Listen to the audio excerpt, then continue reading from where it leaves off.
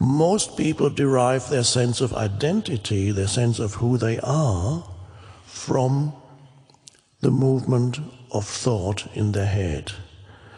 Thought identifies with certain things as you begin to grow up. It identifies with the first possessions that you have, the toys. It identifies with the name that you are given. That's me. Your parents tell you, that's you. Then the beginning of identification is the name. That becomes the receptacle for all other identifications, possessions, the toy. And you can see how painful it is once you have identified with something when it's taken away from you. The child will scream if a toy is taken away because the identification has already happened with something.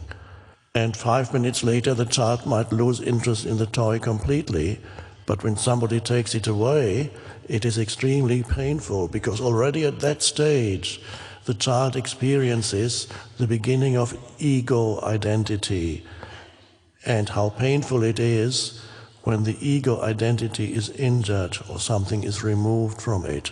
It hurts on a psychological level as if you had sometimes even more than a physical injury, the pain you would experience with a physical injury. And then the child goes up, more and more identifications come. People that you know, relationships, you identify with your knowledge, you identify with your physical strengths, your ability. Look what I can do, you can't do that, but I can do that. Look what I know that, but you don't know that. Let me tell you, this is how it is. Opinions, you accumulate opinions about this and that, and nothing wrong, everybody has opinions, but the opinions become part of your sense of self. You identify with these thoughts that constitute those opinions. So the opinions, which are thought forms, are imbued with a sense of self. There is a self in them, a me. And you can notice that when somebody starts to question your opinion, you get defensive or upset or aggressive or fearful. You might even become, well, not you, but a very unconscious person may even become violent, physical aggression. Why? Because somebody questioned my opinions. There are even the entire religions that would, and in the past it's been like that. In the Middle Ages, Christianity was like, they will kill you if you disagree with the conventional beliefs. What, you don't believe what I believe or we believe? Okay, let's kill you. Ego, egoic identity, whether personal or collective ego. They are the two aspects of ego. But ego is always identification with something, and identification means it gives you your sense of self. This is why for people it is so precious, and they hang on to it, and they defend it with their life. That's all they know, that's me. And it's totally normal, it's been like that for thousands of years. Ego. In the past, ego, and in certain societies, even nowadays, the predominant ego is collective still, whereas in Western societies, ego tends to be more individualized. It started, of course, thousands of years ago with tribal egos. You had tribes and you identified with this particular tribe, and you were nice to the people in your tribe, but not very nice to the people outside of your tribe, because they were less than you. All these were primitive, rudimentary manifestations of ego. But whatever it is, ego means you have a bundle of thoughts, predominant thoughts, as I said, opinions, likes, dislikes, the story of who I am, what people did to me, what I did, what I've achieved, what I know, what I can do, what I possess. And these are all really thought forms, and they give you your sense of self. It's very normal, and you cannot stop a child from developing that kind of identity. It's a normal progression. You can't tell a child, there's no such thing as possession, don't identify with that toy, it's not yours. Stop, don't. But one can, as you begin to awaken, you begin to see in yourself that you carry an ego. You might see, for example, that you become defensive or when somebody disagrees with your opinions. You can even have an ego around the city you live in, the sports team that you identify with. These are rudimentary ego forms. If you have little else, a huge part of their identity can be your football team.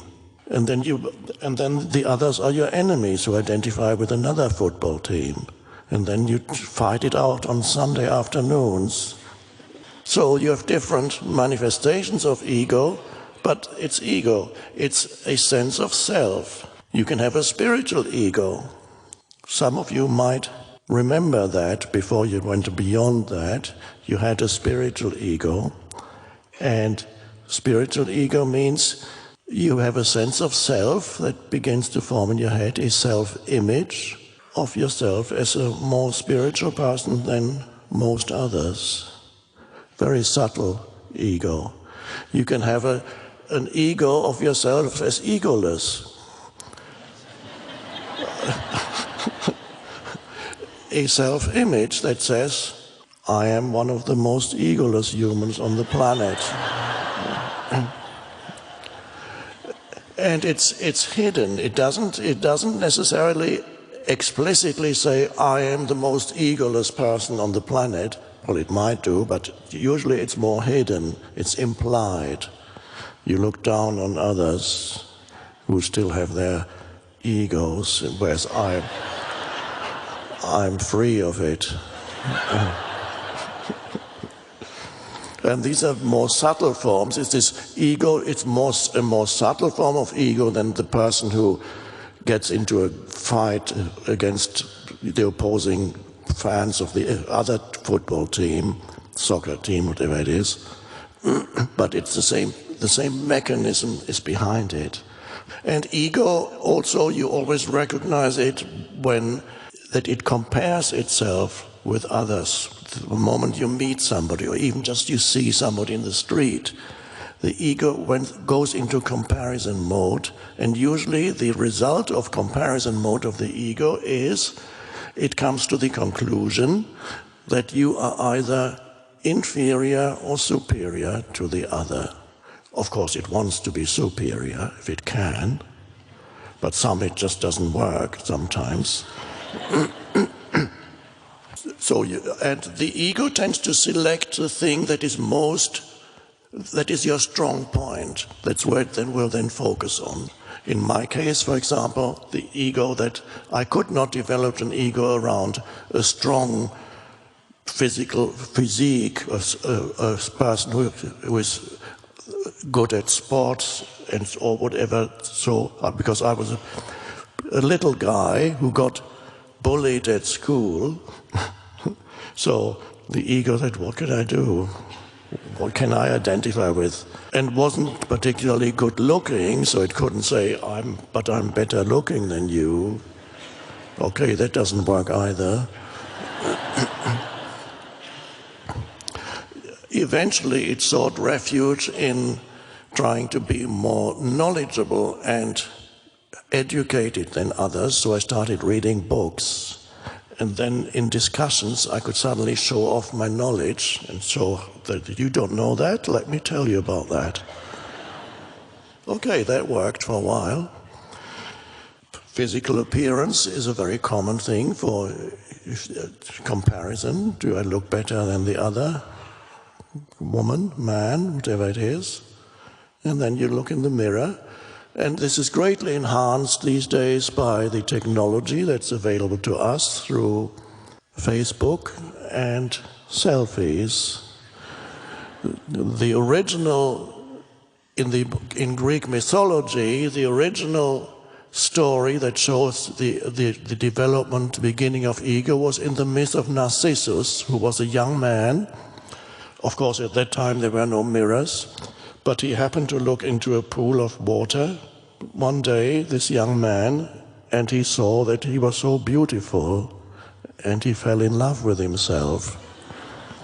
That's where the word narcissism comes from. So he fell in love with himself. There was an image of himself that he saw there.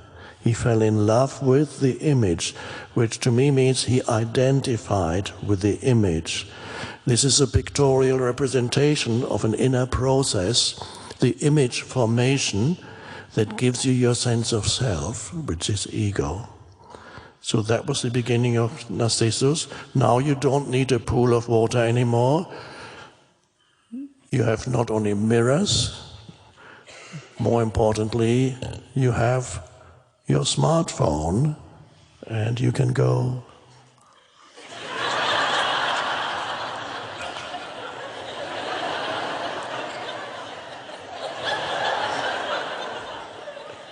And then you send it out into the world. You're not confined anymore to one person looking at you or two people. You send it out into the world and hundreds of people suddenly see you. And then you're waiting for your egoic feedback,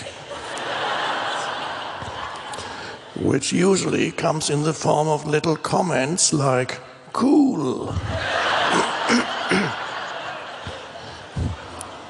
I like it. And if it's not you, you take a picture of the rest. You're in a restaurant and you're eating this lovely meal. I am eating this meal, me. Look how great this meal is that I am eating. Oh. And of course, many people who look at other people's posts feel diminished a little bit.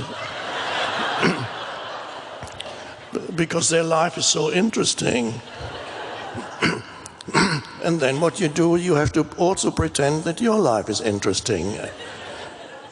And select all those things that make your life look interesting. In other words, and this especially young people, your life merges with a fiction, a fictional image, which is available to the public. And you don't know it. This is an extension of egoic identity that has become possible through technology. Very seductive, but also extremely limiting. It's a huge trap. The ego, of course, is never satisfied, not for long.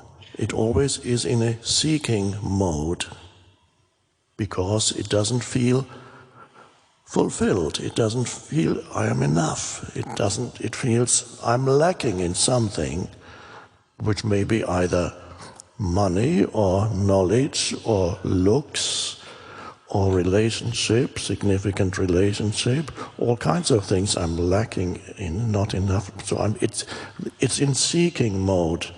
But as it's pointed out in this book called A Course in Miracles, it says, the dictum of the ego is seek but do not find. So it's always seeking, and because it's always seeking for the next thing, which implies the future is extremely important for the ego. It looks to the next thing. There's a continuous reaching out, an inability to be present here and now. That's all part of the unconsciousness that I call. Unconsciousness is, in this terminology, complete identification with the mind, and this is where the ego resides. It resides in your mind. It is a mental formation. It is a kind of fiction that every human being creates for themselves, and of course you get a lot of feedback, so the particular fiction that you create for yourself depends to a large extent on the culture that you grew up in, the people you grew up with. They will tell you who you are as a child, and then you become conditioned by your surroundings, the surrounding culture, and your family, and so on.